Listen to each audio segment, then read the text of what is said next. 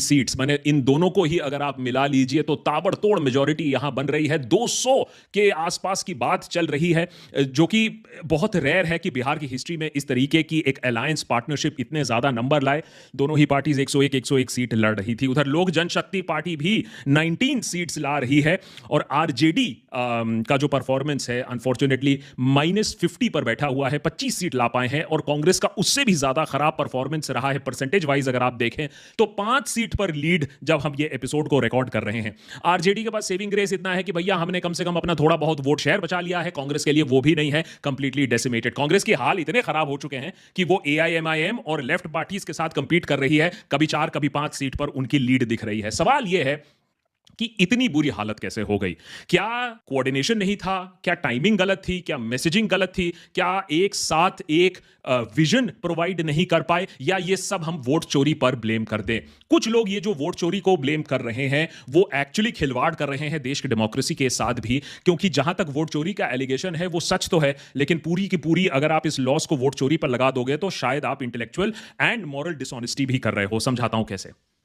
देशभक्त पर हमने वोट चोरी के बारे में काफी एपिसोड्स बनाए हैं, जाके देख लीजिएगा। और इन सारे एपिसोड पर number 1, number 2, number 3, number 4, number 5, number 6 हम अभी भी कायम है कि देश में वोट चोरी हो रही है। लेकिन प्रॉब्लम यह हो जाती है कि लोगों को गुमराह करने के लिए और अपनी रिस्पॉन्सिबिलिटी ना मानने के लिए आप वोट चोरी को कोई स्विच बना देते हो कि ये स्विच हमने ऑन कर दिया और वोट चोरी हो गई।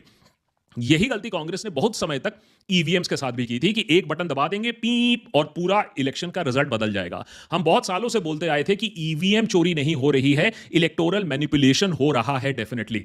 खैर, कांग्रेस ने जाकर ईवीएम वाली बात पहले छोड़ी और फिर वोट चोरी पर आई। लेकिन वोट चोरी भी एक स्विच से नहीं होता है, अलग अलग तरीके से होते हैं। तो एकजुट पर इसको ऐसे ब्लेम कर देना भी आसान नहीं। वोट चोरी को रोका भी जा सकता है।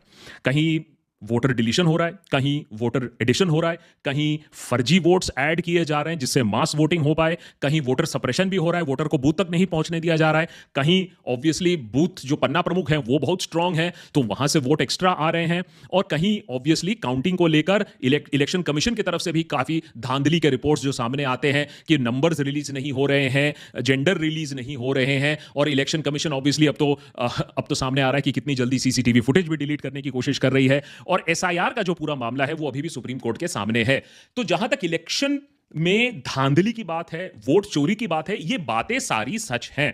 हम ये बात मानकर ये एपिसोड शुरू कर रहे हैं कि जहां तक वोट चोरी के एलिगेशन है उसमें बिल्कुल दम है। लेकिन आपको प्रैग्मेटिकली और प्रैक्टिकली ये सोचना होगा कि वोट चोरी की वजह से कांग्रेस 61 सीट्स में से सिर्फ 5 पर लीड कर रही है। क्या वोट चोरी इतना ज्यादा इंपॉर्टेंट हो गया है या इतना ज्यादा पोटेंट हो गया है?